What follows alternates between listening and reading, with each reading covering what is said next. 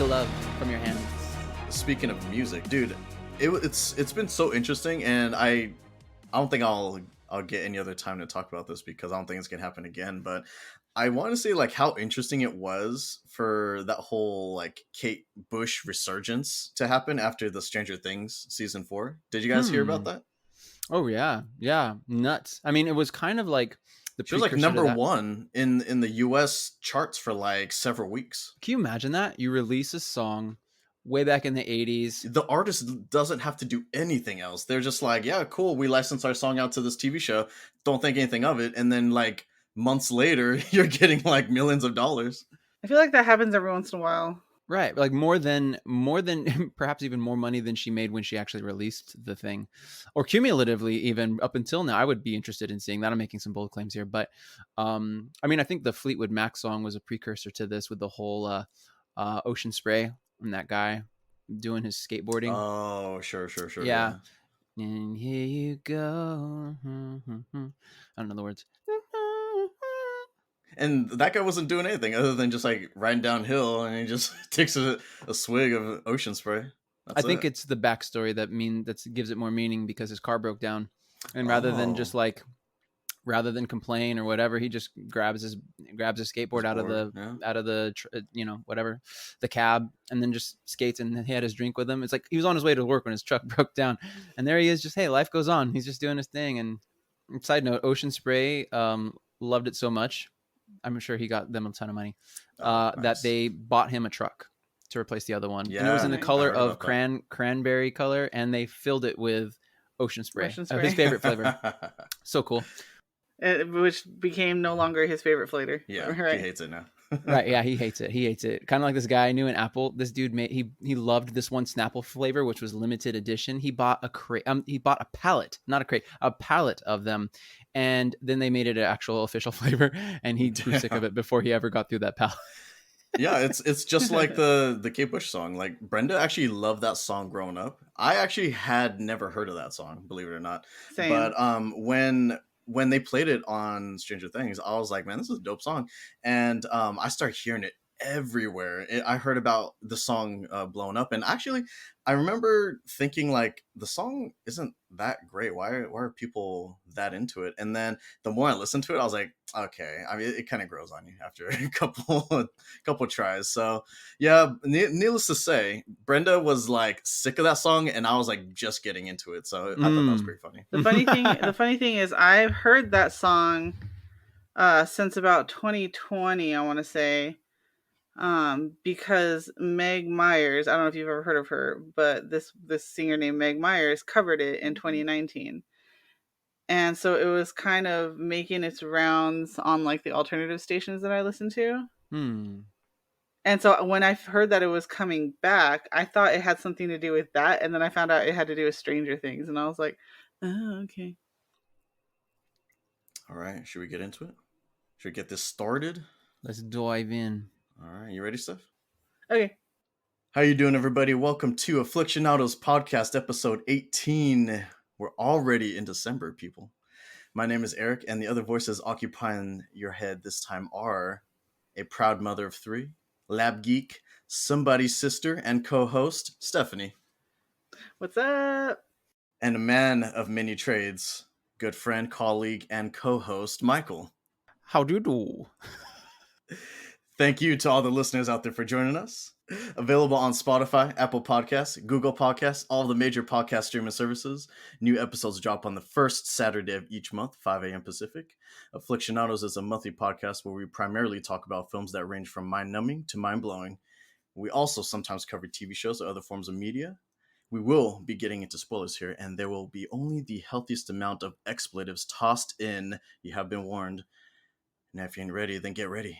Because in today's episode, we will be discussing the iconic Christmas comedy, Home Alone. You filthy animal. Yes. Nice.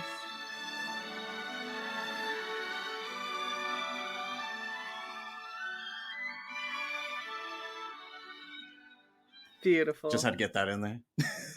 I wrote that myself. Beautiful. Okay, John Williams. I was going to say, yeah.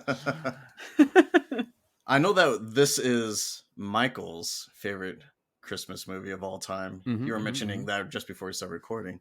Oh yeah. Where does this rank for you, Steph, in terms of Christmas movies? It's definitely up there. It's one of my favorites. The funny thing is, somehow, I don't know about you. I mean, we grew up together, but somehow I grew up with Home Alone 2 as my yearly Christmas movie, and so that's the one I was more familiar with. I don't know why that is, but for whatever reason, Dad may have forgot to buy the VHS of the first one, and he just kept forgetting, and we never got around to ever owning it. So I know Home Alone 2, I knew Home Alone 2 really well, and at some point, I want to say like 5 years ago, I was like, you know what? I want to watch the original. Like I had never seen it or seen very little of it, and it's the classic, the one where he's home alone at his actual house. Like I have to give it a chance, right?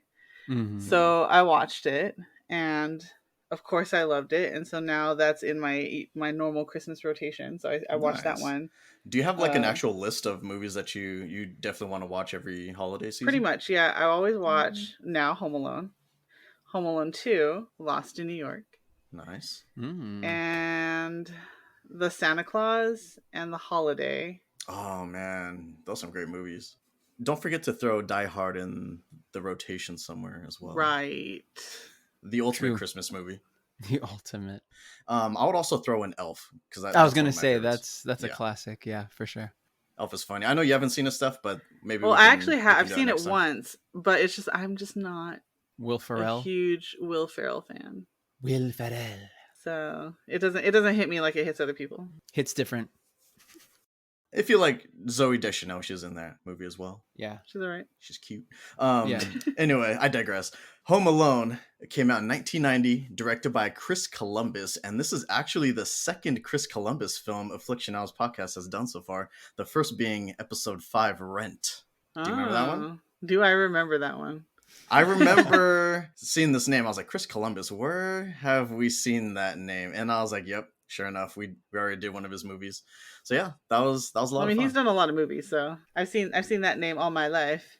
But I think it's important to note that it was written by John Hughes. You may know him from such movies as Ferris Bueller's Day Off, Pretty in Pink, The Breakfast Club, 16 Candles, right? 16 Candles, all the vacation movies. Better Off Dead. Was Better Off Dead one of those? Might have been. I don't have them all memorized. But I don't know if he did all the vacations. It was just the first one, right? From my he did Vacation, and he did Christmas Vacation for sure. Okay. Wow, classic. And then Home Alone 1, Home Alone 2. I think he actually did some of the later Home Alones that flopped. Ouchies. Oh, right. Like basically everything after 2. I don't know if he did all of them, but I definitely know he did something like kind of recently, like Home Alone 4 or something like that. I think there's a TV show, if I recall, and it's with that chunky kid from Jojo Rabbit. Oh, what? Okay. You know what? He's a good actor. No, I think that was a movie. Isn't it? A movie? I thought it was a TV show. Huh. I could be wrong. But yeah, it's definitely that kid, the one that's like always giving hugs, and he's like always like happy the one that for won't Jojo. die. Yeah. Yeah. Oh, him. Oh, wow. Okay. Yeah, he's fun. Yeah, he's great. With the glasses and he was. So apparently he's the new Kevin McCallister. I don't know if they just went with a different family or what. I think, you know what? I think it's supposed to be like his kid or something like that. Sweet Home Alone. Not watching that. Yeah, can't wait to miss that. Cute kid, but I don't know. It's like it's just a movie. 2021. Oh, it's just a movie, not a TV show. Okay. Yeah. Yeah, there's something about so that I don't know, because this was Macaulay Culkin's breakout role. You don't even know what this kid's about, really, and actually he's cute. Yeah. He's real right. He's cute. He's in Uncle Buck, which is also a John Hughes movie, I believe, and it's a little bit part. He's one of the kids that John Candy, Uncle Buck, is babysitting, taking care of while the parents have to Funny leave thing town. Is that John Candy is also in Home Alone. Right, in the van at the very, The Polka King. Right, Polka King, that's right. But so I think what works so well with this movie is that you really don't know who the heck this kid is. Yeah. I'm not sure how the other one would go, because he was such a sweet, this Sweet Home Alone or whatever. That kid was really, really sweet in Jojo Rabbit, and endearing. Is he the same in this one? Who knows, right? Well, right, exactly. Where so in my mind, he's already kind of like, oh, that's who I'm gonna see. When I saw this movie, I don't even think I'd seen Uncle Buck at that point. I was just a little kid, and I saw this, and I was like, he's just a badass kid. He's just got an attitude, and he's smart, and anyway, just really, really cool. So I think that's what made it work so well, is because he's like, you don't know which way he could go. Is he edgy? Is he sweet? I don't know. Kind of, he plays both. Well, he looks sweet, but it's like he's a little bit of a brat. He is we'll definitely get into that, because I got a lot to say about that. But I had a couple pieces of information that I found pretty interesting. So check this out. The year it came out, 1990, it actually came in number 2 in the highest grossing films, behind Ghost. Whoa, and it actually beat out Pretty Woman. More people could see Home Alone, though, because it's a family movie. Pretty Woman is not a family movie. What? Yeah, definitely not really geared towards little kids, or Ghost for that matter. The funny thing is, I loved that movie when I was a kid, but I didn't get anything about what she did and her profession and stuff like that, and like the references she made. Mm-hmm. I just didn't understand any of that stuff, but I still liked that movie because it had that whole My Fair Lady thing going on. Right. Yeah, so Taming of the Shrew. Shout out to the original score in this film. Very recognizable, fit the holiday atmosphere, and carried a fun and whimsical feel, I felt like. Yeah. It's a fun, whimsical feel. Composed by John Williams. You may know him from the likes of Star Wars or Harry Potter. Or Superman. Mm-hmm. He did Superman, Jurassic Park, Indiana Jones. This dude did the intro themes for all of those. He also wrote the intro theme for the Olympics. No shit. I did not. In case you didn't know that. Yep, that song. He wrote that. I found that out when we went to the John Williams concert last year. Nice. Low key, why does that sound like Star Wars? Oh, right. Bum, bum, bum. Yeah, but what I like about what I was actually thinking about this yesterday, the song for Home Alone, when it first starts, right? You have the Touchstone Pictures thing come through, and that was super. That was like, oh, it's really nice. It's friendly. It's Disney. And then you have the house in the background, and it just gets larger and larger as you're. I don't know. That house logo is iconic too, right? Because it's just like a simple like silhouette of a house and like one window. And that's it. That's all it is. Someone's home. But like the song, the way it starts off, like it sounds so pleasant, and then it gets into some mischief. It's so funny how you can convey mischief, because it's like then it goes dun dun dun dun dun dun dun dun dun. It's like it's a little. You're like, it's not just like sweet like any of the other things he's done before. Definitely, it's like there's some mischief in here. You're like, okay, what kind of shenanigans are we about to get into? Yeah, right. I noticed that. Like the intro song told a story. Mm-hmm. It's pretty awesome. Yeah, if you're paying attention to it. Yeah. Oh yeah. So we're introduced to the McCallister family as they prepare for their imminent family Christmas vacation trip to Paris. And apparently everyone meets up at Peter and Kate's suburban Chicago mansion because they can just house the whole damn family. It's true. Their family is what, like 4 or 5 people deep, the immediate family. And then this house has like 20 bedrooms. 20 bedrooms. Yeah. It's that house is obese for sure. There's no reason why they should have this house, but Peter and Kate can afford this because they're just like, yeah, it's no big deal. Everyone just come to our house. We'll fly you guys down and we'll fly you to Paris. They do mention, I always thought that it was Peter paying for the whole vacation. And you would think so because of that house, right? But they actually mention that it's Peter's brother who lives in Paris, and the kids are still going to school in America, and he misses the family, so he's having his kids come out, but he's also just flying the whole rest of the family out too. So it's actually Peter's brother paying for the vacation, but still Peter has a pretty sweet house. So which kids were in America and they're flying back? I think the ones that spoke French. Remember, like the one that was what the French call les incompetents. That one. Yep. Okay, gotcha. The ones that had like basically no French accent. Yeah. Right. Well, they're learning. Yeah. Well, I mean, they're still. I think they're still born in America. Oh, were they? Okay, I thought they were like born. I don't think they were like. Yeah, I think he just went to Paris for work or something like that. But he left everybody behind. I don't know. Interesting. I mean, that's kind of how I felt about it. That's what I got out of it. So his wife is there too? His wife is out there at the McCallisters, or is she with him in Paris? Well, it doesn't matter, I guess. Actually, I don't know. She doesn't fit in the story. But anyone that's interested in that house, if you want to go check it out, this gorgeous house is located in Illinois, just not Chicago. It's actually located in the city of Winnetka, Illinois. Winnetka. That's where I'm going for my next vacation. Yeah, you can go down there. You can actually drive up to it. I don't know if you can Airbnb it, but you can drive by it, take some photos. And then, so Kevin McCallister, played by Macaulay Culkin, is of course then introduced as the main protagonist. What are your guys' feelings on the Kevin character? You know, everyone, like, I feel like watching it now, you know, watching it as a kid and stuff, you know, he's a mischievous kid or whatever. Mm-hmm. And yeah, maybe he's not, you know, perfect behavior wise, but I feel like everyone kind of treats him like shit, and it kind of made me sad. I thought the same way. Yeah. Everyone's kind of like picking on him. You know, he's the smallest one. What's up with that? Yeah. I must say, Macaulay's acting is fantastic, but I don't know. I felt like the Kevin character is kind of bratty for me. Like, I don't know. At first, for like the good first chunk of the movie, I didn't really like him. Like, I know that, and I guess he's supposed to be like that so that he has his little. Yeah, like he like evolves over time, but I'm just like kind of rubbing me the wrong way the first time. It's funny because he kind of reminds me of Julian when Julian acts up. And then when he comes into the room and he's like, you know, Mom, Uncle Frank won't let me watch this movie or whatever. And then she's like, I'm on the phone. And it reminds me so much of me. Yeah. Where, you know, Julian's like, you know, Mom. And I'm like, wait until I am done talking. You're like, get out of here, nosy little pervert. I'm going to slap you silly. Home Alone 2. Home Alone 2. Oh, yeah, cooking, Frankie. For me, looking at that movie, I definitely get the vibe that, yeah, he's just, because he's this little runt, he can't get no respect. He's just trying to get he's just trying to get a little respect, and everybody's just brushing him aside. Everyone talks over him. It seems like there's just a lot of commotion, and it's not so much like a matter of there's no respect shown to the person speaking. Everyone talks over each other, and him being the little guy, he gets no attention from anyone. He gets no attention, so he's trying to make his needs. You know, he wants his needs met, so he's trying to make himself, you know, known.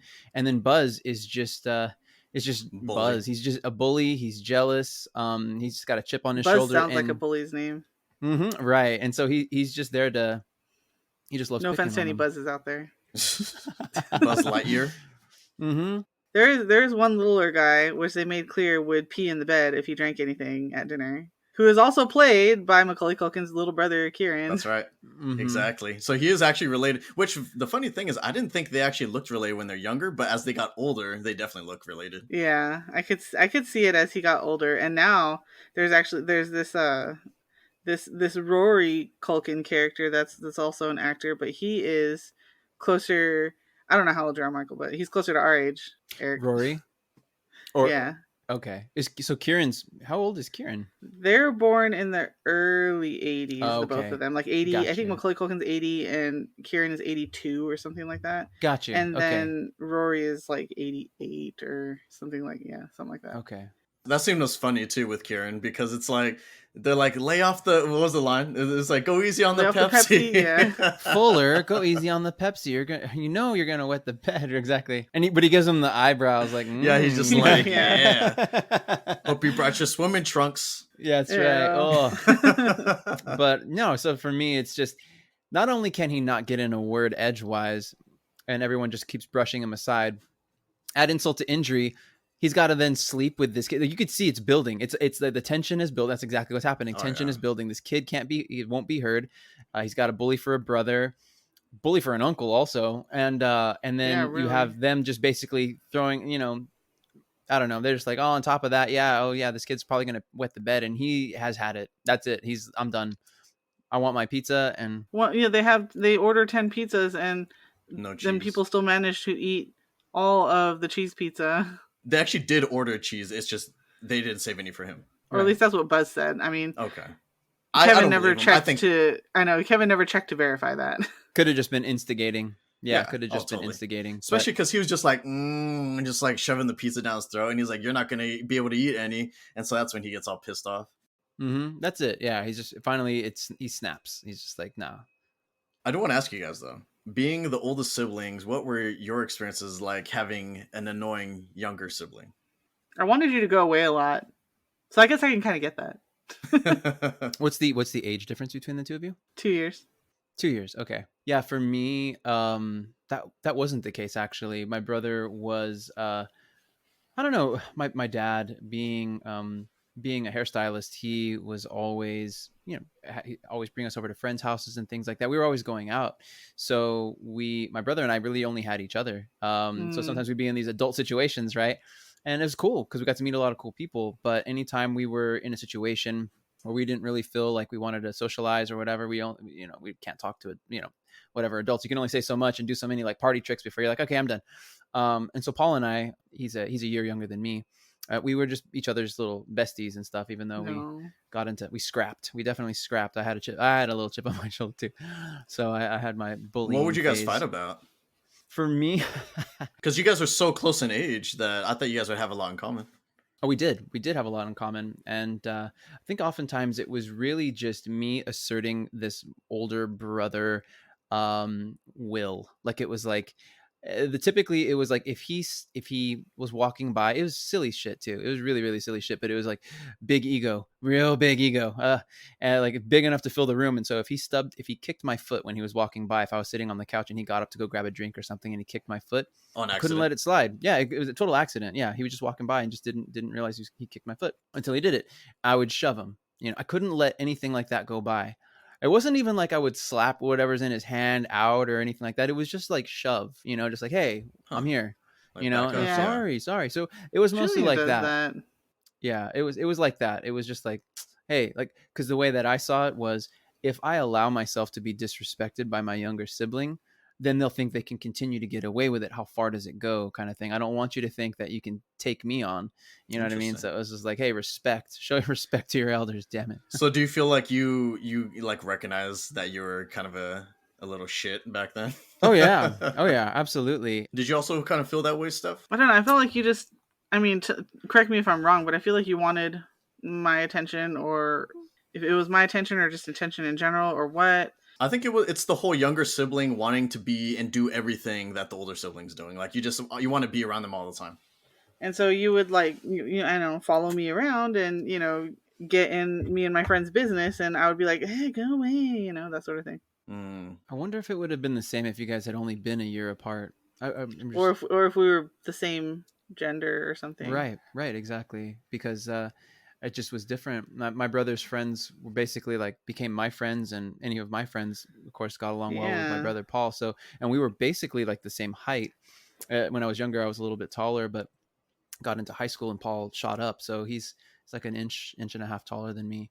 We did have a little bit of that because Eric had this weird habit of making older friends. That's still the case to this day, honestly. Like I feel more comfortable hanging out with older people. And he ended up marrying someone from my grade, so there you have it. There it is. Yeah, but you know what? A couple of years when you're an adult, like that's nothing. Yeah, that's not a big deal. Yeah, totally.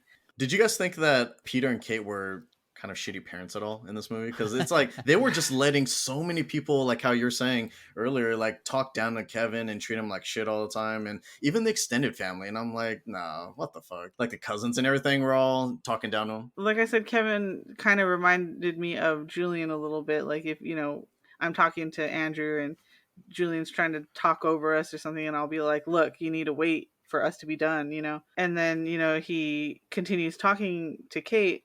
And she's like, you know what? Just get out right now. I've totally done that. I've been there. I've done that. I've said that. Damn. I've been there. But do I always make sure they're all accounted for when I go somewhere? Yes. I also don't have 5 kids though. Just saying. That's a healthy amount. Yeah. Kevin has 4 siblings. 4 siblings. Yeah, I think that she and I just speculating here, but the fact that they do they are the nice guys, they are the nice people, and so they almost acquiesce to anything their guests say, They're so kind I think of people pleasers. If they're people pleasers, and it's frustrating to be a people pleaser because then your needs aren't being met either, and it's funny because it's as though Kevin is doing the very thing that they want to do, which is to assert their will at times and just be like and demand respect that they deserve, but instead they just get kind of push, and then he's coming in and they're already annoyed because of the things that are going on in their house as it is, and there's all the stress of getting things ready for the trip, and she's just like, get out. I think it's more Kate than Peter. And I think is interesting about the dynamic with Kevin is that he's actually pretty tough-skinned for being the youngest in the family, and I think you have to be with 4 older siblings. I feel like he's going to grow up with like a lot of anger issues, but I think that when he's like attempting to defend himself and he talks back, and then it's almost like him saying anything in retaliation or self-defense is even worse, and so they come down even harder on him. The parents are like Kevin, no, you're not supposed to talk like that to your brother and sister, but yet they turn a blind eye when Buzz says all his shit, or any of the cousins or sisters say shit to him. And so I thought that was kind of an interesting dynamic, and that's kind of what was building the angst in Kevin until it got to the boiling point, and then it just bursts out and he just attacks Buzz. It's a healthy thing, honestly. The way I see that him burst out now, it's so different. I have such a different perspective on it all. I listened to some stuff lately. Dr. Gabor Mate is a really interesting podcast that he had. He just released a book. He's a really interesting person, a psychiatrist rather. But one of the things he talks about is just that healthy expression of our youth, and how if you confine that, if you tell this person that you are only lovable when you do these things, so you being the way you are is not lovable unless you do the things I tell you to do, then you are preventing that child from expressing their emotions and getting to learn how to tangle with them. So instead, what ends up happening is they tend to have this aversion. So if they experience this emotion, rather than acknowledging to themselves that they have experienced anger, I'm experiencing these feelings of anger right now, they push it away. And it's like that. It's like the emotions themselves want to come up. It's like holding a beach ball underwater. And, it takes a lot of strain to do that, but eventually it's going to want to come up. It's going to express itself. Mm-hmm. And so and they say, another psychologist told me once, if it doesn't come out in a healthy way, it'll come out in an unhealthy way. Either way, you're bottling something up and eventually it's going to explode. So the pressure builds because Kevin wants to express himself. He wants to say something. He's getting frustrated and no one's listening. So he just does what is going to happen. He's going to say this because it's healthy. I'll add to that by saying that, he tries to be nice. No one pays attention to him. So he only gets attention when he lashes out. So that's why he lashes out so much, is because that's the only time anyone pays attention to him. They won't listen to him otherwise. And he tries to play their game because he sees them and they give him the example of being people pleasers, right? So he says, and so he thinks to himself, in this family, this is the example. We just kowtow. We do these things this way. And so he plays by their rules, and eventually it doesn't work. So he's just like, I got to be me. That's what I love so much about his character. That's what I love about him. Although he can be perceived as being a brat, I can see abrasive, right? But he's no more abrasive than the vindictive Buzz, his brother, right? That guy is incredibly abrasive. But then, I was just turns to the parents. Oh, please, blah blah blah. Just plays it to them, and they believe him. Yeah. And it's easier. He's the oldest. It's cleaner.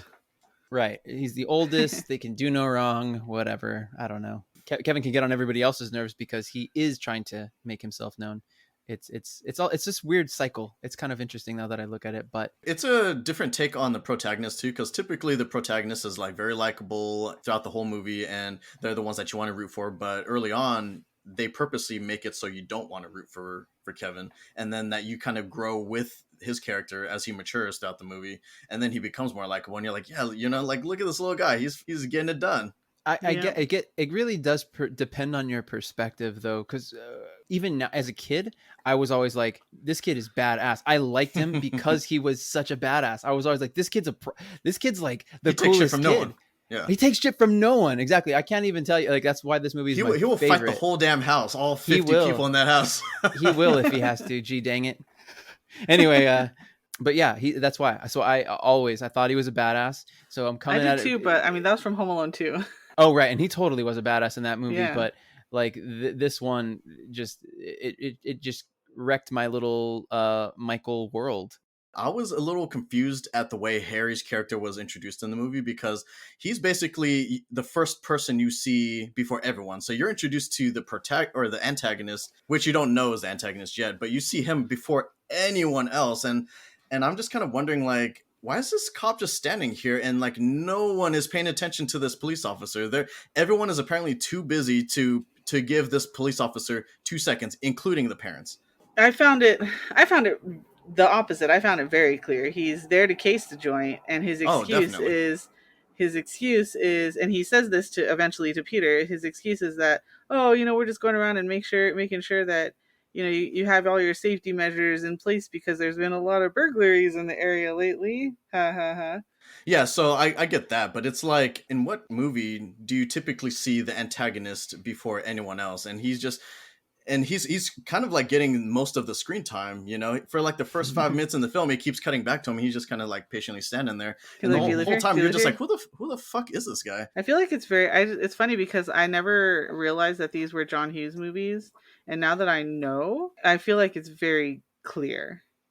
He has his own style about him, it's like his own universe thing going on. I love the way, I feel like this is part of, like, you see, oh, he's here, he's asking questions, pretending to be a cop, casing the joint, and then they make it clear like that Kevin notices his gold tooth.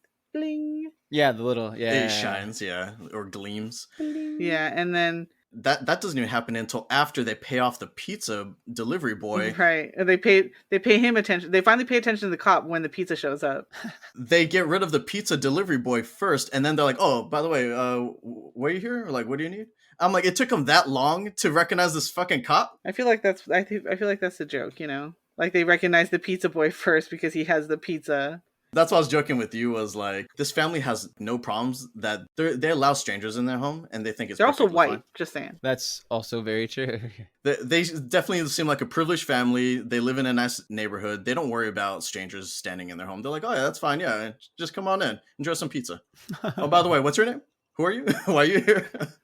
Another very John Hughesy thing about this movie is how everything else kind of just falls into place. Like, the tree rubs against the wire, and the power goes out, and... it shows the morning. And right. Does this happen in other movies? Like, because you said it's like a traditional, it's like a... I feel like yeah, just the way he like shows how everything lines up the way it does to do this and to do that. I feel like I've seen the way that he lines things up to happen like that. You see that in his stuff, Okay. Yeah, I can definitely see it in the second movie for sure, because Home Alone 2 is almost like Back to the Future 1 and 2, where the second movie is basically the first movie just redone in a different setting.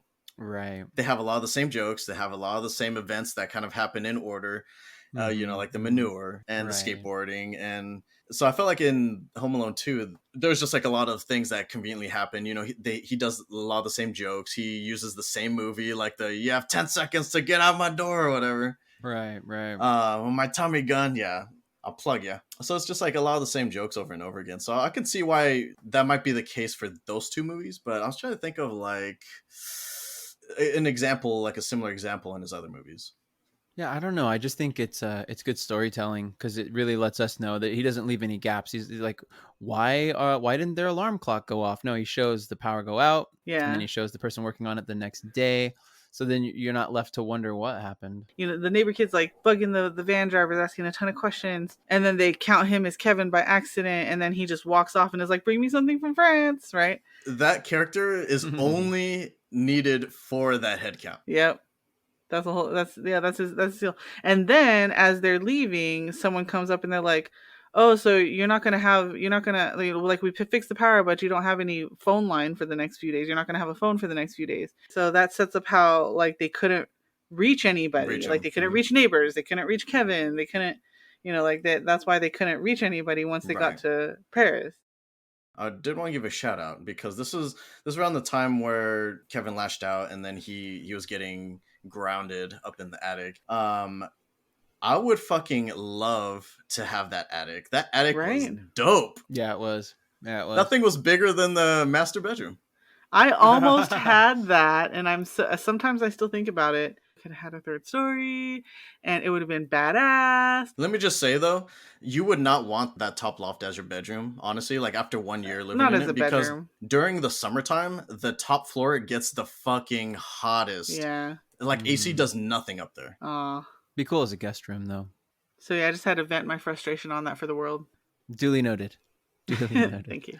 Going back to what you guys were talking about with like how everything conveniently was happening, so that way they would be late. Did you guys feel like there was almost like this spiritual or like otherworldly influence that was happening? Like, because when Kevin says like, I wish that you guys would just go away, I never see you again, that night, that's when and then Kate's like, say it again, maybe it'll happen. Oh, that's right. And then he says it again and stomps off, and that's when I feel like that's what manifested it, Mm-hmm.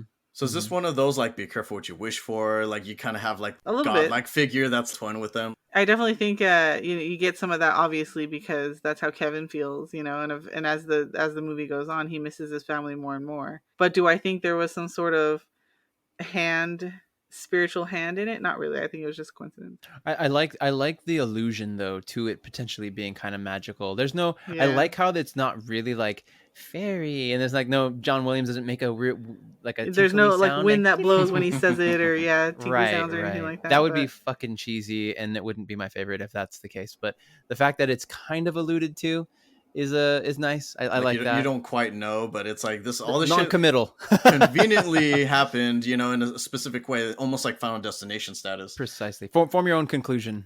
Exactly. And they don't ever address that again. It's not like some wind happens again and then it's like everything magically works out for them. These days, I feel like I think people would try to answer it with some bullshit like that. Right. I love how it's not. In comedic fashion, of course, with the electricity going out, everyone oversleeps. As already mentioned, pandemonium ensues for everyone to rush and make their Paris flight. So what do you guys think of this scene where there's just chaos happening? It's almost like it's kind of cartoonish in a way. I think you chose the right word for it. Pandemonium. Pandemonium. All the demons. Just everybody just whoosh flying around. Just all this chaos, right? It's like everything is sped up. So it's like you have everyone running through the house, and then they just take that film and they just speed it up like double speed. And then they have the music. The really hectic music. It's fucking good. It's just it's so fun, and it's like little marchy kind of, and it's just like, oh shit, everyone's they're bumping into each other, and it's good. And of course you don't see Kevin the entire time. Yeah, I like how they did that, because they purposely kind of kept him out of your mind, so you're like, oh, he's probably in there somewhere in this, like, all these blurs happening. Right, exactly. He must be one of the few that's in there, and just, oh yeah, of course. I also like the running gag of like everyone that pulls up always runs into their statue. I know. Every single fucking time. Yeah, the pizza guy. The shuttle van. I think they do it in the second movie too, don't they? Oh, they do. I think, yeah. And then the dad picks it up and whatever, leans it. Oh, here we go again. But it's just funny because it just. Why is that even there? Just get rid of it. I know. And what'd you guys think of the reveal when everyone makes it on the plane? You're like, whew, they made it on time, awesome. And then it cuts back to the house, and then like, and this is the part that I loved. He comes out, right, crazy bedhead, super cute. Oh, comes downstairs, turns on the TV. Watches it for a while, turns off the TV, and then is like, Mom? Yeah, he was like, something's weird. And he's looking around. There's no noise, nothing. It's quiet. He's like, this house is way too quiet. Yeah. This is suspicious. He was like, completely forgot that there were 15 people in this house just last night.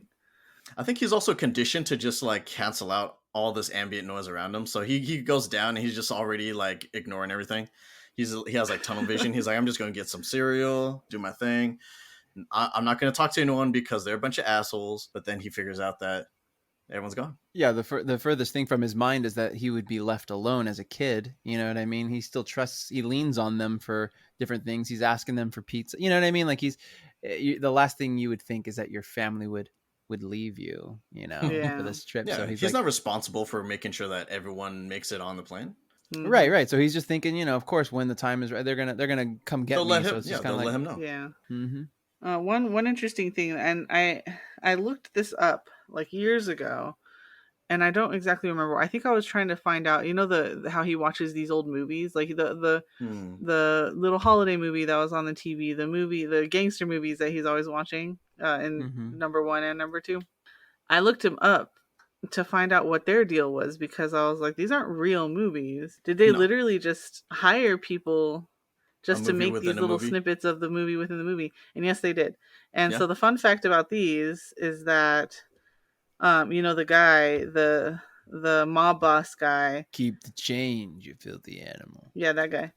Him and the other guy, the guy that gets shot up, were actually supposed to be switched, but he broke his leg or something like that, and so they switched roles so that he would be in a more of a seated all the time role because he's the boss, so he's just sitting there like, where's my money? And that worked out for him because then he got to come back for number 2 and do the same role again for the next movie. So basically. Yeah. And so, that ended up working out for him because since he didn't get shot up, he got to be rehired for the next movie. So I found that interesting snippet out. I wonder if he did that on purpose. Right? He's like, oh, my ankle. I can't stand. I got to sit down. I guess let's just switch roles. Yeah, that'll work. Oopsie poopsie.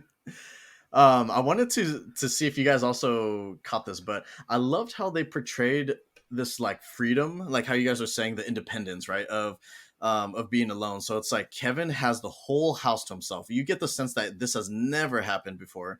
And so he has like all this freedom. He's like, I have free reign over the entire house. But I also feel like it's kind of cool because they add like this scariness almost to it. Like it's like there's something kind of intimidating about being all by yourself, and you're responsible for yourself. And they're playing both sides where it's like, sure, it's fun and you can do whatever you want, but also at the same time, no one's gonna be taking care of you. You gotta do it yourself. Yeah, like how he started taking responsibilities. Like he was doing the laundry and going shopping and stuff, but he also started shaving for no reason. Oh, that's no reason. Oh, because that's just what a man does, and he's the man of the house now. Yeah, he's man of the house. Now I was gonna ask, where did he get the money from? But I remember now that's what he went to Buzz's room for, was his money jar. So that's why I was like, I don't know if he was necessarily not trying to ruin shit, because he was like, I'm gonna get your money, I'm gonna steal your money no matter what, and he just like rips down all of those shelves. I don't think he expected the shelves to collapse. He was just trying to climb. Yeah, up to the money. He was just like, I have needs. Like, I need this money now more than your shelf needs this money. Like, I need to buy things for myself. And how did he know that it was up there? Siblings always know their siblings' secrets. That's true. That's true. Buzz's girlfriend. Woof. Yeah, Wolf. Yeah. Which is actually a boy with a wig on, apparently.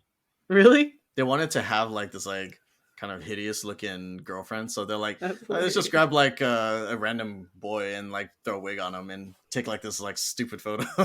and that was gonna be his girlfriend. Obviously, being by yourself, anything is possible, and predictably. A kid that has like control over what you do and what you eat, all he wants to do is eat pizza and ice cream. Hell yeah. As a kid, that's all I would have eat too. The interesting thing is that like I swear every time he took a bite, it was like different ice cream. Was it really? I mean, I think he was eating like Neapolitan or something like that, so it makes sense. But the ice cream on his spoon was always different. So I'm like, these are different takes. Like, how long was he eating ice cream? But he had it in one of those, wasn't it? It wasn't just like a regular bowl. I thought it was like a boat. Wasn't it like one of those? Like it looks like a banana split. Yeah, kind of bowl. Exactly. That's what I remember, because you could see all three. I remember them stacked. I'm in here watching bad movies, and what does he say? I forget. And eating sugar and eating ice cream. Yeah, come out and stop me. Yeah. I also like the part when he's being reckless. He's being a kid, not really paying attention or caring about his well-being, and he takes the sled and he's like sliding down the stairs out the door. I couldn't help but notice that those stairs would not allow him to slide out the door. Yeah, I noticed that too, and it bugs every time I watch that scene. It bugs me because I'm like, oh my god, he's gonna slam into the wall. If it was real life, he would have slammed right into the wall because they don't line up at all. And also, once he gets outside, he doesn't really think about it, because he's just like having fun or whatever. And then he runs into the neighbor, and he's like just terrified of the neighbor because Buzz already planted this idea in his head that like, hey, that guy's a serial killer. You gotta watch out for him. And so the old man, like with his snow shovel, he just like like glares at him, and he's like, ah, runs back inside. Right. His iconic little scream, though. Yeah. Great. Yeah. That was before the hands on the cheeks. I noticed. Like he would just scream normally. He never did that. I think he only did that in 2, huh? No, he did the hands on the cheeks when he touched his face with the after That's right. So that's where it came from. That's why he's touching his face. Yeah. That's so gotcha. funny. It's just because of that. Hence that. Somewhere out there, by the way. There's a picture of Macaulay Culkin wearing a Macaulay Culkin face mask from Home Alone. So he's just wearing a mask of himself. What? That's awesome. I'll find it. It's pretty funny. He's funny. Yeah, he's great. I love that guy. Is he still around doing stuff, or? Oh yeah. Not really. He has a baby now.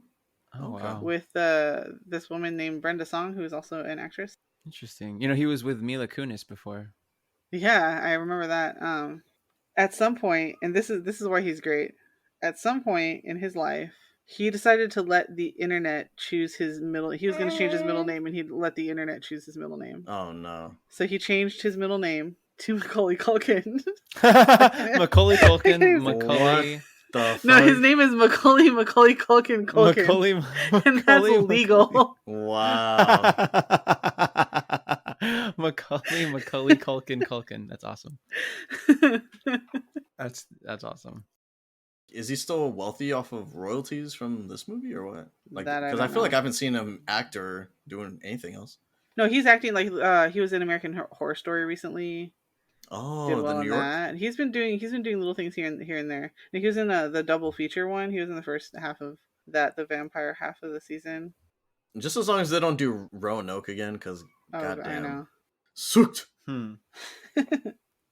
So now we're introduced to the Wet Bandits and what they're all about. This is when we find out that cop at the beginning with that kind of suspicious smile and that gleaming gold tooth is actually a crook. And he goes around with his name is Harry, and he goes around with his accomplice Marv. They basically just break into vacant houses and steal all their crap. Did it seem like to you guys that Harry is the mastermind? Oh yeah. Because I feel like there isn't really like a de facto leader. Well, I guess there is a de facto leader, but there isn't like an official leader. You just kind of assume that Harry's... Yeah, Harry definitely seems like the leader. He's definitely the more intelligent one. The half brains of the operation, while Marv has less than half brains. I mean, he keeps doing the whole wet bandit thing, the whole like flooding the place when they leave, because it's a calling card, and Harry's just like, you're a dumbass, but then they move on. I want to make sure that we give credit where credit's due.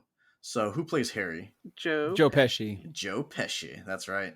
And then Marv is played by Daniel Stern. So just want to make sure that they get their credit as well. Oh, absolutely. Deservedly so. Daniel Stern, of course, eventually being the voice of Kevin in Wonder Years. No way. Like the old version? The adult version. Uh-huh. Yeah. Oh, wow. Yeah, I had no idea. So many Kevins. It's like... Right. Such a common name or something. Yeah. Harry and Marv, I guess their main target is the McCallister house, because honestly, that's like the dopest house on the block. Let's be honest. They talked about like, they had all that stuff in there, like the VCRs and the whatever else that they talked about. They're like, they have all this stuff in there. They almost strike it first, but Kevin actually he trusts his instincts, and he's like, oh no, this is some weird shit's happening. So he actually wards them off by he plays the video, right? Like he blasts the video of like the shooting or whatever. And no, that was the second time. The first time he wards them off, he just turns on the light, like they're like rattling the basement door kind of thing, and he just flips on the light and then goes and hides under the bed. That's right. Yeah. And they're just like, I thought everyone was gone. Yeah, and he's like hiding under the bed, and so when the cops finally come, the real cop finally comes to check on him. He's too scared, and he won't leave the bedroom. Right, so he won't answer the door or anything. Yeah. I mean, that's understandable, because it's like, as independent and as self-sufficient as he thinks he is, he's still just a little kid. He's still a kid. He's still an 8-year-old kid, he still has the little kid tendency. So he's like, he gets spooked real easily, and he runs and hides under the bed. But he eventually kind of talks himself out of it. He's just like, what am I doing? Like, losers hide under the bed. I'm not a loser. And so he gets out of there. And then Kate, the mom, mid-flight, finally realizes that she forgot Kevin. She's just like, man, I keep thinking I forgot something. I don't know what it is. Is it the stove? The stove on? Did I leave the fridge open? The garage? No, it's not the garage, which they did leave the garage open because the cars were hanging half out for some reason. And that's what Peter is saying. He's like, that's what it was. That's what we forgot. Oh well. No big deal. Who leaves their cars half in and half out of the garage? Just saying. He's indecisive. He doesn't know. They get to Paris. They try to contact the police. They try to contact anybody in the neighborhood. Can't, because the phone lines are down for several days. Wait, do they get to Paris, or do they only get to Florida? Yeah. No, that's in the second one. Florida is the second one. Oh, okay. All right. I used to mix that up too, but Took me a while. I finally got them straight. Got you. Okay. Yeah, so they're in Paris. They're at the airport. The whole family, except for Kate, ends up going to Peter's brother's apartment, and that's where they call from when they're trying to call the neighbors, and the wet bandits are in the neighbor's house. So isn't that weird that the neighbor's phone works, but no one else's phone? I think maybe by then that's the lines had come back up. They finally fixed it. So why didn't they just try their own landline? Yeah, they probably tried that too. Or maybe it was just their house or something that didn't work or something. But I could have sworn they said the whole neighborhood or the whole street or something. I did want to give a shout out to Catherine O'Hara because she is stunning as Kate. She is. And this is also, as great of a performance as this is so different than her Schitt's Creek character. Yeah, which is also equally great. Equally great, and in many ways surpasses this character. I mean, as iconic as she is in this role, and like every child's mom, like I was like, if I didn't already have a great mom, you would be the one. But then Moira, I choose you as my mom. It. I choose you as my mom. That's right. But yeah, in Schitt's Creek, she is on a whole other level. She's awesome. I keep hearing that show's good, and it's supposed to be next on my list to watch. So I actually feel like you would like it, stuff. I don't know if it's necessarily my kind of show, but I feel like you and Andrew would probably enjoy it. Yeah, Nadia's trying to get me to watch it, actually. You know, like with any show, it takes a little character development in the beginning. So I would say like the first 3 episodes it took for me.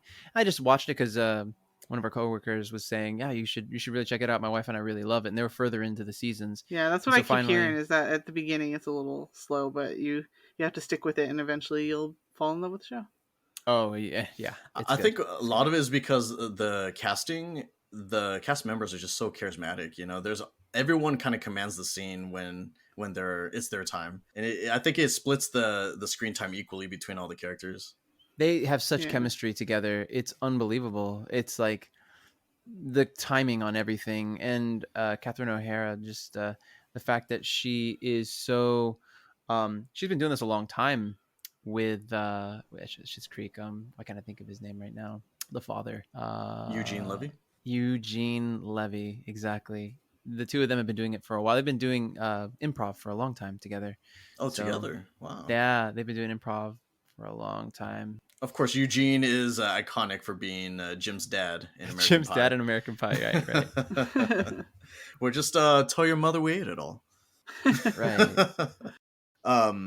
I couldn't help but think that like all of the John Candy's Gus scenes, they were just kind of slogs for me. Like I just couldn't wait to get past those scenes. I'm like, okay, I'm kind of over this. I don't care about this Gus character. Let's get on with this. Like I feel like everyone was interesting except for Gus. How'd you guys feel about that character? To me, I felt like it was, because John Candy was huge, and I kind of feel like it might have been a fan service kind of thing for... That's a little rude to talk about his physique like that. We'll deal with it. Deal with it. And he also did play like a polka king in something else. What the fuck is this like in the same universe as all those other movies? No, they're different names, and like the bands had different names and stuff like that. But I don't know, it might have been like a throwback to that, for the fans kind of thing. That's what I'm thinking. I do think John Candy may have been, the reason why I may not resonate so much with the actor is because I think he was just a little bit before my time. Yeah, he was. I think he was gone before. I would highly recommend, if you ever want to see a really good John Candy movie, first Uncle Buck. He's so endearing. He's so good in Uncle Buck. That one is a badass movie. He's so funny and lovable. And then the second one I would say would be The Great Outdoors with Dan Aykroyd. It's good. Okay. It's delicious. It's fun. It's a fun one. Yeah, his brother Dan Aykroyd's character is super obnoxious. And I do like Dan Aykroyd, so Uncle Buck tops. That's also, again, a John Hughes movie and kills it. He's kind of playing the straight character, right, in this movie as Gus, and I felt like he's just not very interesting. He's nice and he helps Kate, but that's about it. I did read somewhere that he pretty much improv'd all his lines in the movie, and that part where he talks to Kate about parenting was pretty good, I think. When they, she's like, "Oh, I'm a bad parent. They're in the van, And he's like, "Oh no, I mean, if you're a bad parent, we're all bad parents because we, tour 49 weeks out of the year, or whatever.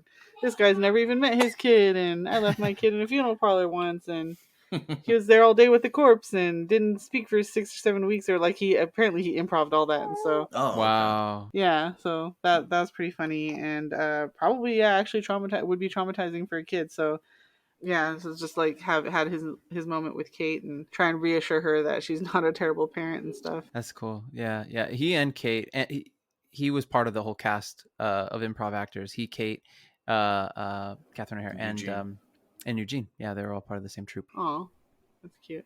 Yeah, That's cool. Canadian with Martin Short as well. Wow.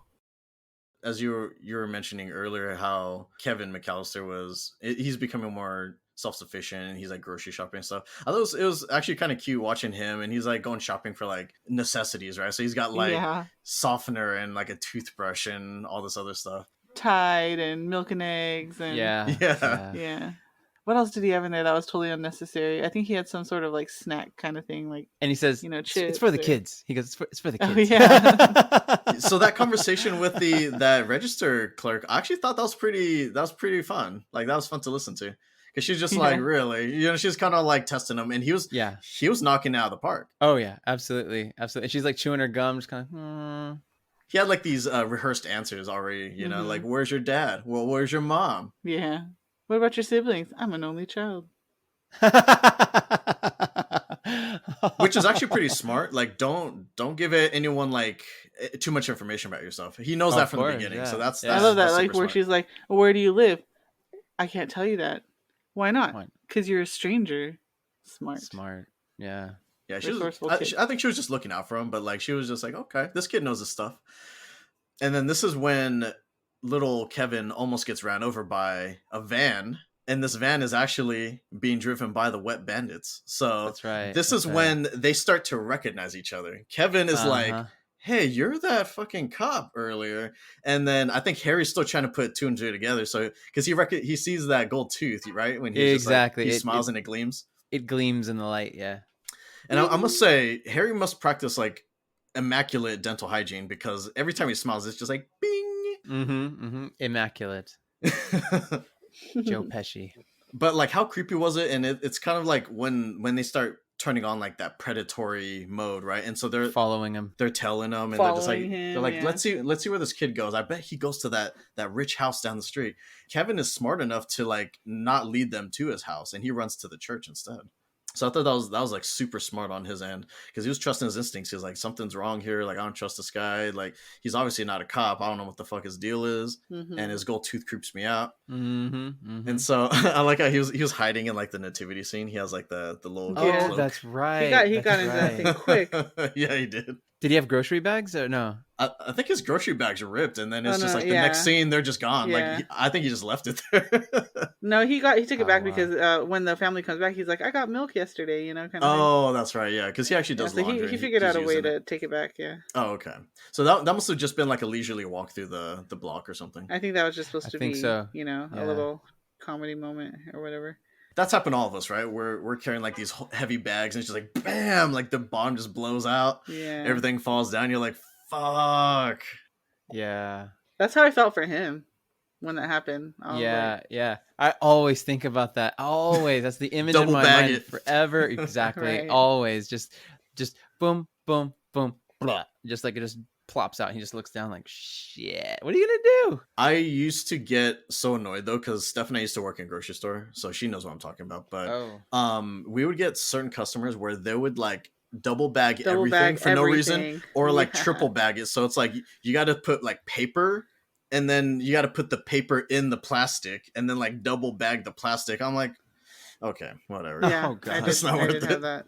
You just do whatever they want, but it's really irritating. That was back in the day before paying 10 cents for a this was way before. Yeah, this was when they're handing out plastic bags like it was no one's business. Mm-hmm. For all you youngsters out there, when plastic bags were free and a lot more flimsy.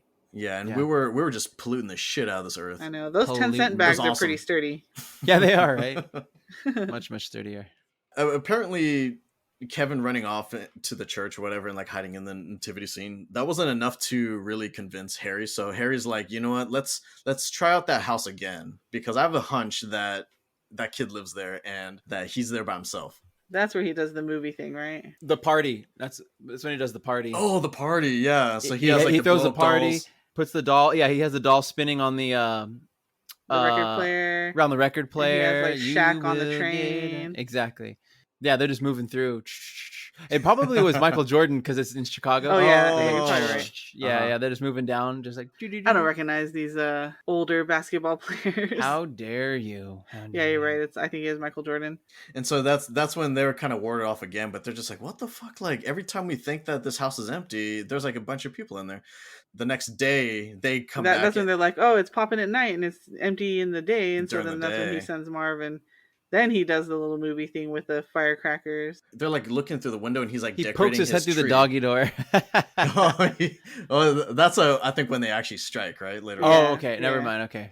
But I think they see Kevin go outside, and he's like he cuts off the top of the tree because he wants to like decorate a Christmas tree or something. Yeah. And then so when they go and get a closer look, they look through the window and they see just Kevin by himself, and he sees the reflection in the ornament, and he's just like, Dad, come help me decorate the tree. And I think that's when they do the whole movie scene with the gunshot, the iconic scene. I mean, that little TV, do you think it was powerful enough to even sound remotely close to a gunshot? Not. No, I mean that's why he did the little firecracker thing with it. Yeah, and I like how he tested it out on the pizza boy first. Oh, that's right, true, right, yeah. Exactly, yeah. But he accompanied some actual explosives with it. But even so, I don't think it would have been loud enough for the voices to sound convincing, like there were actual people there. You know? Yeah, in my opinion. But sure. I mean, when he did test it on the pizza boy. Even as because he had the pizza guy go back to the back door, and then when he came running around the side of the house and came all the way to the front, you could still hear the laughter and the shooting. Yeah, that must have been super loud, you know? Yeah. Oh, that's so good. Of note, it's also noteworthy to mention that he's queuing it up on the spot because he's using a VCR, so he's having to fast forward it. He really has it down. I wanted to also mention that he better not keep it paused for too long because it'll either autoplay or it'll just turn off. So that'll fuck everything up. Depends on how old the VCR. Because back in the day, it would just stick there for a hot minute. I feel like I remember the older ones not. But then you risked warping that section of the tape if you left it there. That's why they put that feature in. Yeah. That's what I remember. Just hanging out. Yeah. And that was an all-in-one TV, right? So it had like the VCR / TV like combo. Yeah. Okay. Yeah. I always thought that was so luxurious to have is like a TV in your kitchen, like a separate one dedicated just for your kitchen. Oh, right. Oh, I was just thinking about the TV VCR combo. I remember when I got one for my room when I was like in high school, and I thought I was so cool. I took it to college with me. Which I remember, like, used the hell out of that thing. But the problem is that if the VCR breaks, then the whole TV has to get sent in. Yeah. Oof. Yeah. But I think it was just the fact of having a dedicated TV in your kitchen. I always felt like that's how you know you made it in life. Oh, dude. For me, it was having a second floor. Nice. I always thought people were like that was the height of luxury, was having a 2-story house. White picket fence, like the now the height of luxury is having a big 1-story house because people don't like stairs. Yeah, you don't have to climb up the stairs. Yeah. I wouldn't say now at this point because houses are coming with such small lots is like to have like a full backyard. Right. Yeah. Yeah. Which they have a ginormous yard. It's weird to think that back at our parents' old house, because they had a pretty decent sized backyard, that lot would have been like they would have tried to fit another house back there. Yeah. It's ridiculous. Well, that's how houses are now. Did with the one they added on that extra room. Whole extra room, yeah. Which was a pretty good sized room, but I felt like if you took that away, you would see how big that backyard actually was. Right. I hate to cut out, but unfortunately I have to take my exit right now, so I won't be able to finish the rest. But I'm up here, you big horse's ass. That's my favorite line. Great. We'll have to do Lost in New York while you're in New York. Yeah, exactly. Right? Yeah, exactly. While I'm in New York. It's been fun though. It's always a pleasure. Thank you for having me. Of course. Yeah, have fun out there in New York. Don't get lost. Thank you. Yeah. All right, guys. Watch out for the sticky bandits. Find a house under construction. Just hurl bricks down it. You won't kill anyone. Also, that's right. No, hey, they'll walk it off. It's perfectly fine. Yeah. It's perfectly fine. All right, guys. Have a great night. All right, see you. You too. Thanks. Have a safe flight. And you were saying Kevin runs into Santa, makes a wish? Yeah, so that he finds the Santa. He goes to like the little Santa house or whatever, but it's closing down for the night. Gets Santa while he's going to his car and just asks for his family back and gets Tic Tacs. You know what I thought was actually kind of funny about this? So this kind of continues on with the whole Kevin acting like an adult but still having kid-like tendencies. Uh-huh. So he makes a point to mention that he gets what the whole Santa thing's about. He knows that Santa isn't real, but he still makes a wish. Well, no, he says, but I know you work for him. Yeah, you work for him in some capacity, and he doesn't quite understand how like this would all even work, like the semantics of this. But he's just like, he makes the wish for his family to come back. How does this even work? Maybe he goes and reports to him every night what all the kids said or something. But yeah, he's like, I know you're not him, but you work for him. So give him my message for me. And I still feel like he thinks that his wish is why they're not there. Right. Yeah, of course. There's no like logical reason other than that I wished them to be gone and they're gone. He doesn't realize, because he thought he didn't think they went to the airport because the cars were still there. He didn't know they were taking vans, and so of course he still thinks it's just magic. Yeah, they just vanished. And so he thinks that like Santa or this impersonator can just like finger snap his family back and then boom, they're good to go. That's what I think is so cute about it, is that he thinks that Santa's like a genie or something, like wishes is what Santa what he can do. He brings presents, he grants wishes, and the present that he wants to see is his family. So well, I think you kind of tell him what you want. You don't really say like, I wish for my family back. And then happens like right. he like will make it at his factory with his elves and then bring it to you, but he can't really do that with the family. Yeah, you never know. He is kind of a mystical figure, kind of mysterious, right? You don't really know what he's capable of. He can make all kinds of stuff. He can make people. Yeah. Sometimes he makes puppies. Oh, that's true. Yeah. So he can make babies, but he uses the storks, the delivery service. The stork delivery service. After that, Kevin goes to the church. He goes to church and he sees like very few people there. He looks over and sees that scary old serial killer man whose name turns out to be Marley, and he actually comes over and he smiles at him. He still kind of has like that creepy, like bug-eyed look, though. Well, at first he does like when he's walking over, he has that bug-eyed look, and he comes over, and then Kevin has his scared bug-eyed look, and he smiles at Kevin, and finally like his look softens. He smiles at Kevin and says, "Merry Christmas, may I sit here?" What if he said, "Merry Christmas, you filthy animal"? Right. And then Kevin says, yeah, and so he sits down. And that's when they start talking, and he actually figures out that he has a name. Yeah, he has a name. It's Marley. He has a son. His granddaughter is singing in the church. And then he finds out that he never got to meet his granddaughter, though. He's never gotten to meet her. And he would very much like to. And so he's estranged from his son. They don't talk. And Kevin tells him, just call him. You never know what will happen. And even if he says no, like, at least you'll know. Encourages him to kind of like make the first attempt to patch things up. Yeah. And then some of the things that they talk about, though, is that even when you're an adult, you're scared sometimes. Fear is normal, and it's not something that's exactly just going to go away. You know, you're going to have fears all your life. But yeah, exactly. You got to face them. And so he's encouraged to defend his home. He doesn't say that, but like I think that's how Kevin interprets it, right? Like he's telling me that I need to defend my house from these crooks. Kinda, yeah. I'm gonna go back and I'm gonna defend my house. Yeah. So he gets all amped up, and that's when the booby trapping begins. Oh yes, and I love how he lays out his map, his plans. Isn't it in like crayons or something? Yeah, I actually paused it, and I love how like at the bottom it says like "Bye, Kevin McCallister." And oh my god! Each of the letters alternate blue and red. He like takes the time to like make it all detailed and everything, like colorful, and he still names it because that's probably instilled in him from school. Name all of your work that you do. Bye, Kevin McCallister. But yeah, I love how he points everything out, and it's very well drawn. You know.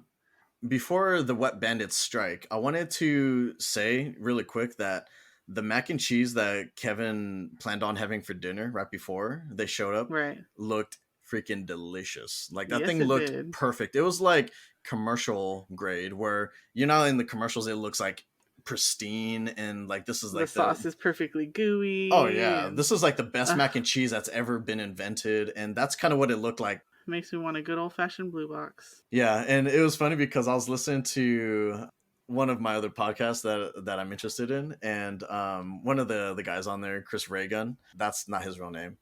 Right. He was actually saying that he's so frustrated with the fact that Kevin never gets to eat this mac and cheese because it just looks so delicious and perfect, and he just wastes it because he has to go defend the house. But it's not his choice, you know. I'm sure he expected to have a full belly before he faced the wet bandits, but you know, that's not how it happened. It's okay. I'll eat it for him. All right, so now you want to get into the list of traps. The list of traps.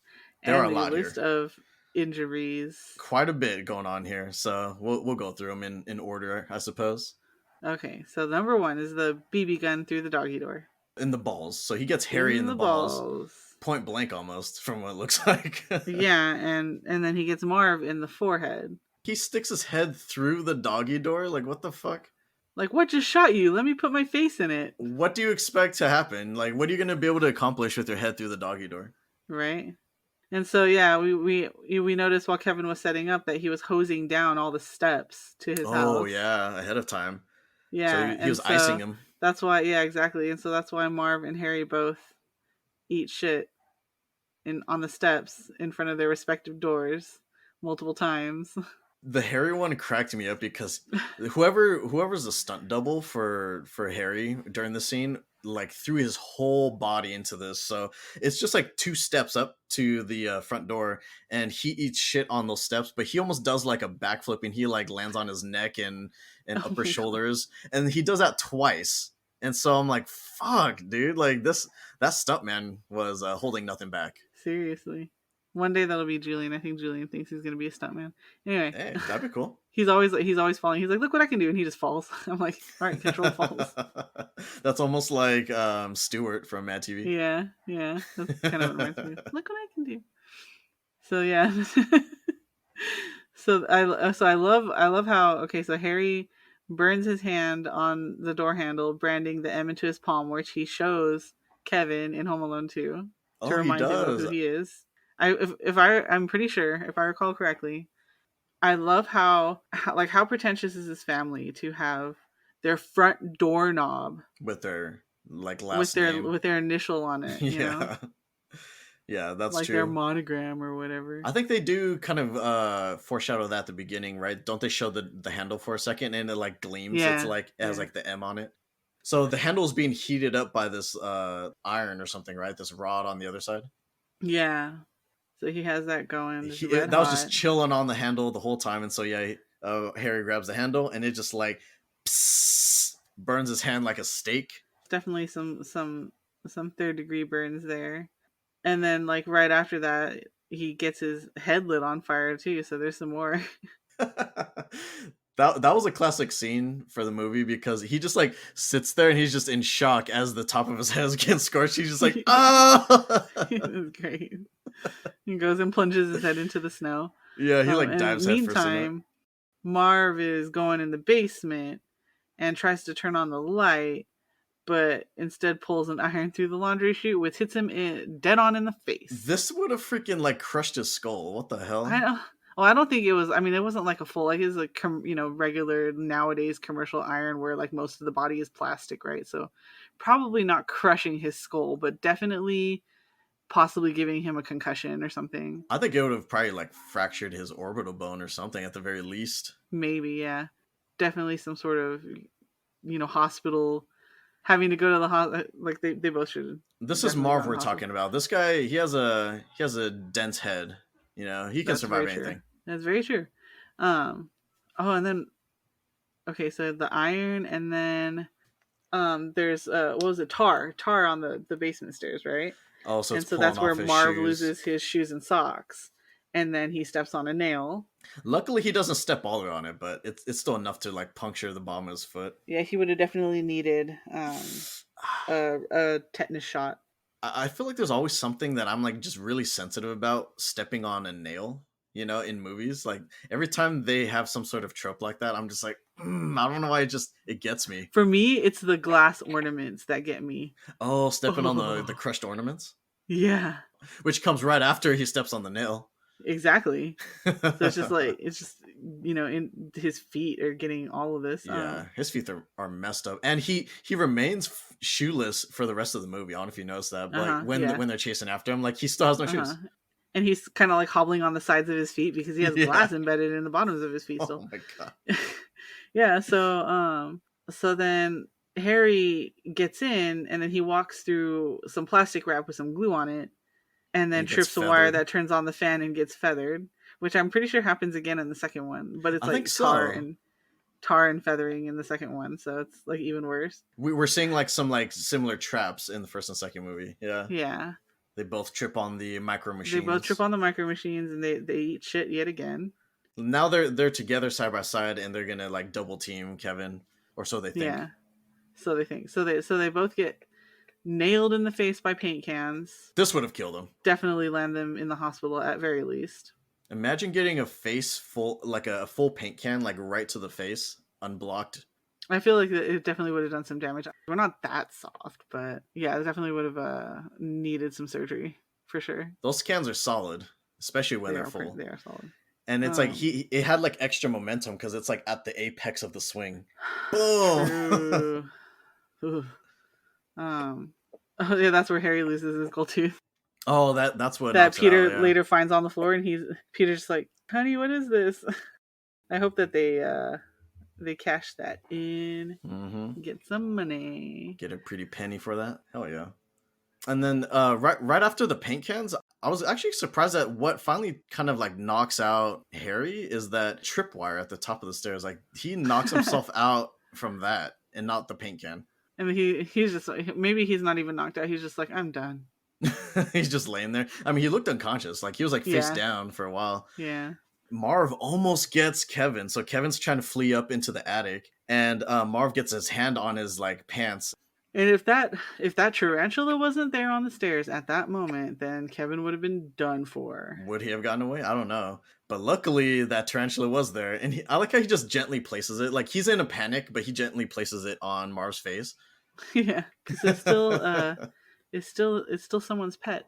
He wants to be careful, even though it's like as disgusting as it might be to some people.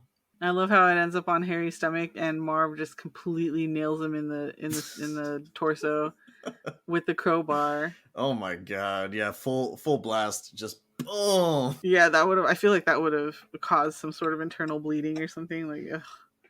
This is a full on blow straight to the abdomen. You know.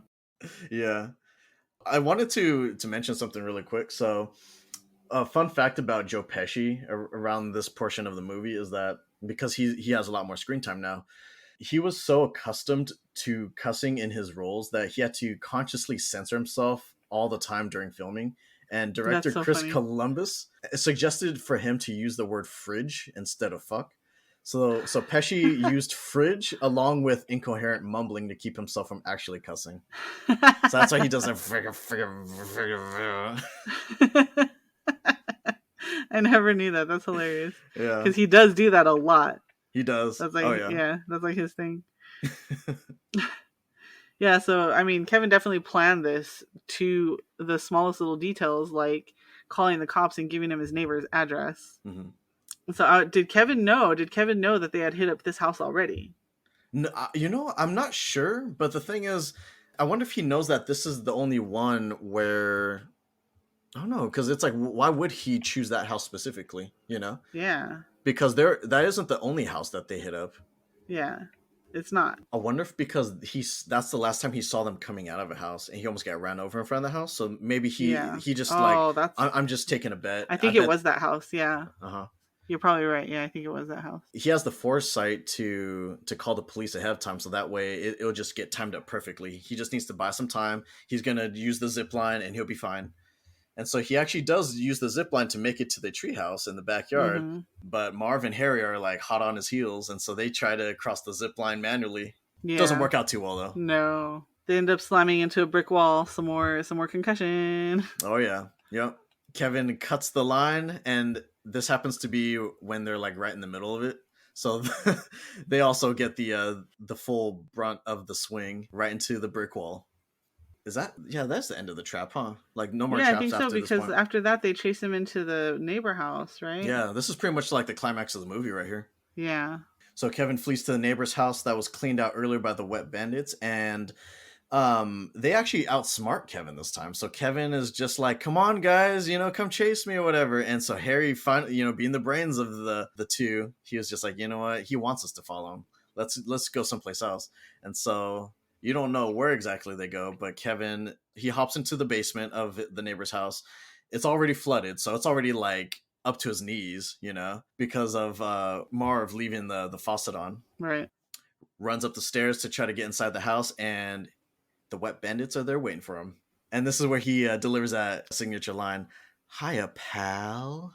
And they think that they outsmarted Kevin finally. I mean, they did, but luckily he had a tag partner in this fight, and that was Marley. Marley. Thank goodness for Marley. I don't know how the hell he snuck in there with his like snow gear on. Right.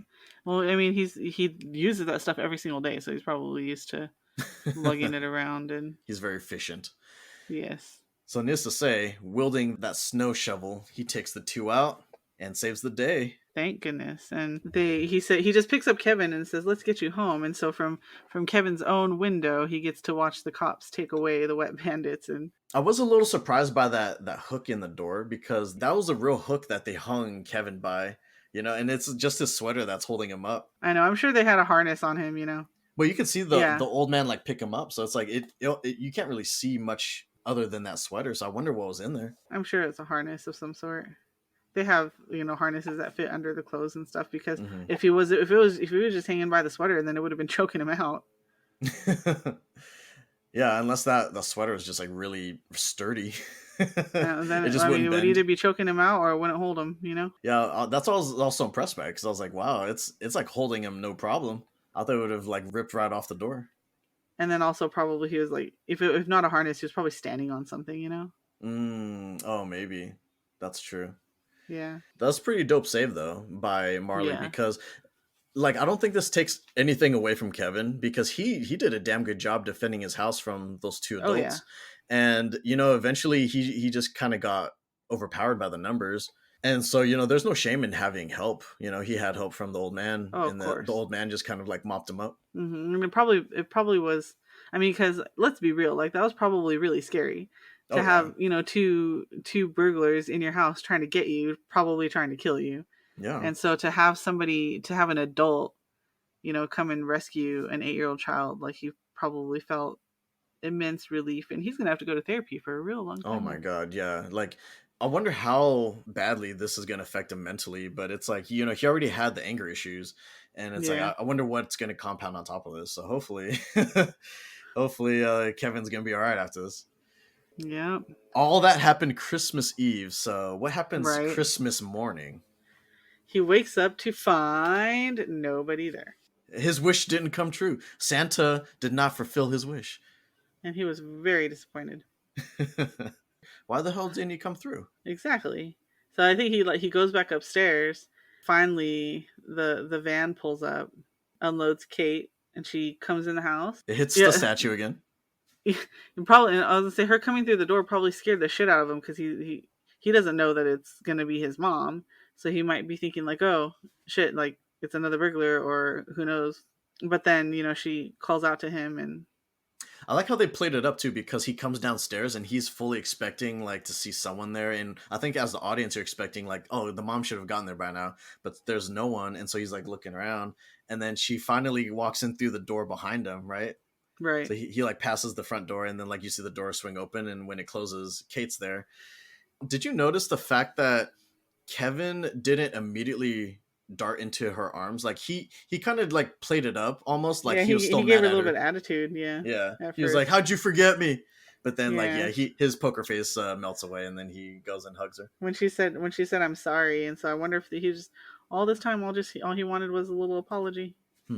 So she says I'm sorry, and then he smiles and runs into her arms. Too bad kids don't get that same treatment. So if they fuck up and they say sorry, the parents continue to punish them. I said I'm sorry. They still need to learn the consequences of their actions at that age. That's true. Well, you know what's kind of messed up about this though? The scene. Mm-hmm. So she went through fucking all this I bullshit know. to get home, and she only gets home 5 minutes before the rest of her family. If she would have just waited and flew back, but I guess at least she felt like she was doing something. Like, I kind of feel that way when I take, like, there's a bunch of traffic, so I take a different route, and it takes the same amount of time, or maybe even a little bit longer. But you're still moving. But at least I feel like I'm doing something, you know? I think about that too. I'm like, I think if I get off on this route, everyone's probably doing the same thing. It's probably going to get backed up just as bad, or if not worse, like how you said.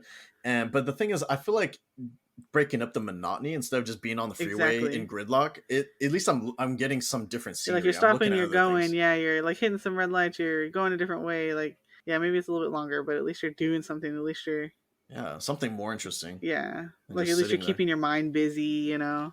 Mm-hmm. So yeah, sometimes I'd rather take a longer route than sit in traffic, and especially like in her situation where she was feeling very very powerless and scared for her son. This way, she at least felt like she was doing something, you know. Mm-hmm. That's true. Rather than just waiting around for this Friday morning flight or whatever. Definitely.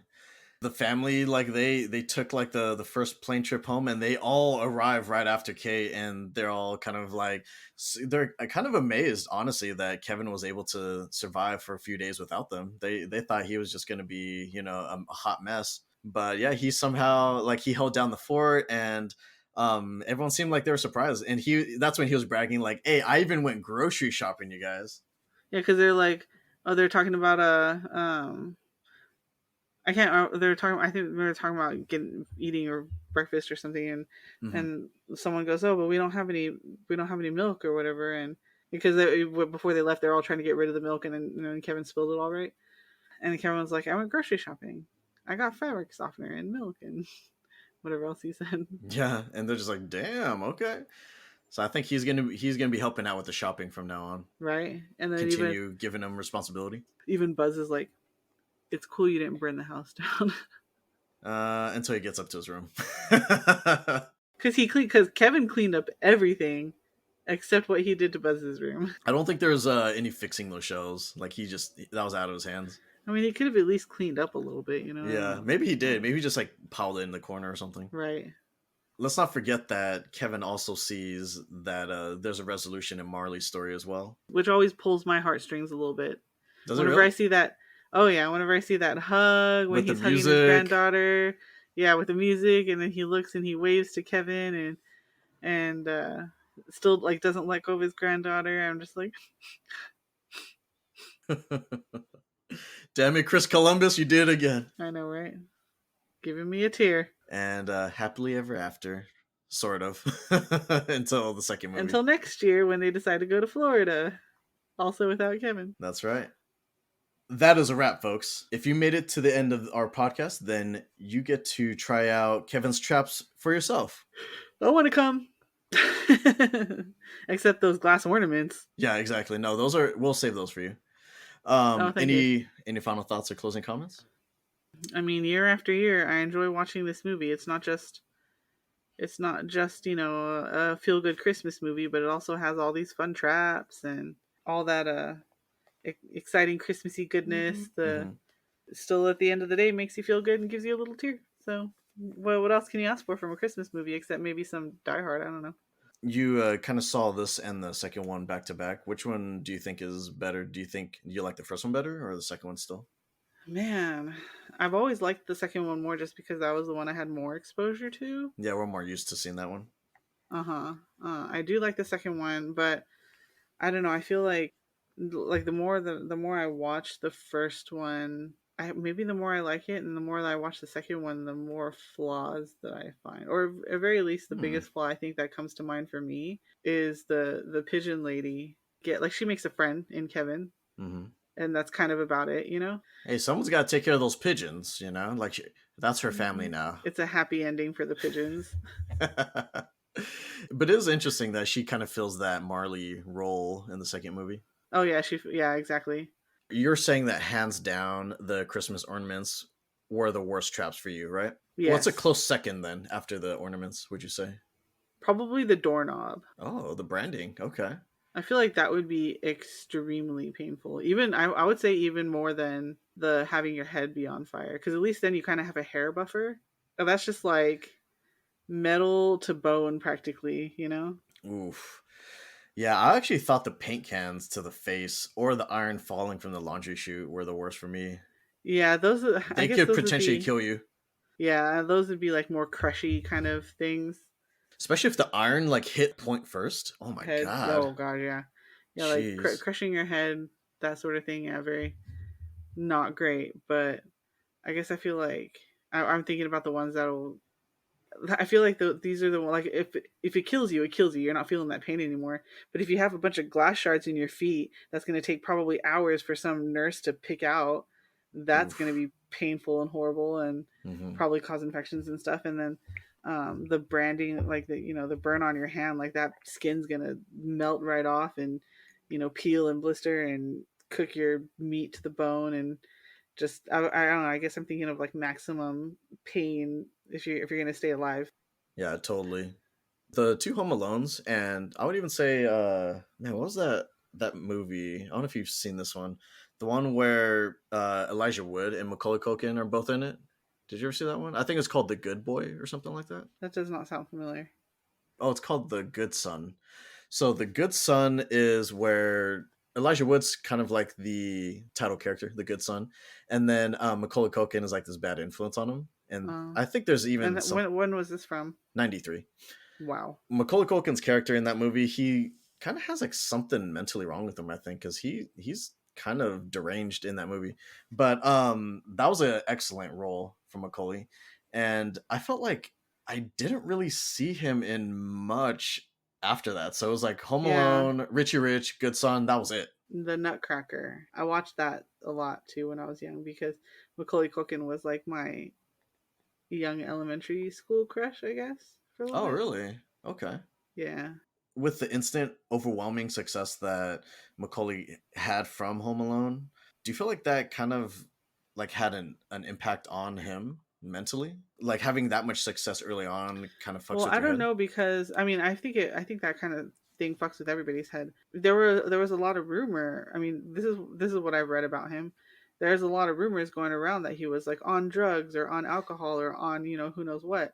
But according to him, he never was. Those were just rumors. Like he didn't do the drugs like other child actors do. He just kind of went into obscurity, lived a life, and became cool. I don't know.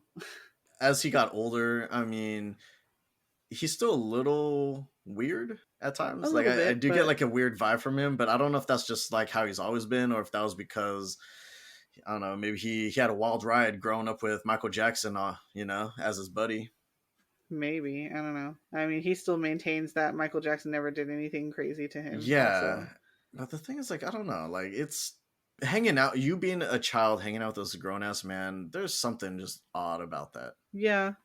But I could see, I mean, even if I hope nothing happened, but even if something did, I guess I could kind of see him not wanting to put that attention on himself. Or even relive it, right? Yeah, like, exactly. I don't even know if he ever dealt with that. If you never address it, then it's always just going to be that skeleton in the closet. That's crazy. Like you said, hopefully nothing ever happened. I guess, developed a kind of dry sense of humor and is pretty cool. I feel like he's like pretty chill about his life circumstances. Like he knows that he's not like super famous and doesn't do too much work, but he's like cool with his existing fans and obviously has a good sense of humor if he changed his middle name to Macaulay Culkin. And but I was gonna say you should check out. I mean, it's not great in my opinion, but just check out the first half of the last season of American Horror Story just to see his character and like his role. Like I thought he was really good in it. Aflixionados Podcast is available on all major podcast streaming services, including Stitcher, Amazon Music, and iHeartRadio. If you enjoy our content, please leave us a nice review on the streaming platform of your choice. It'll be fun to read those. Of course, new episodes drop on the first Saturday of each month, 5 a.m. Pacific. Thank you so much for the listeners out there for joining Michael, Stephanie, and I. Happy holidays, everyone. This has been Aflixionados Podcast, episode 18, Home Alone, and we will see you all next time.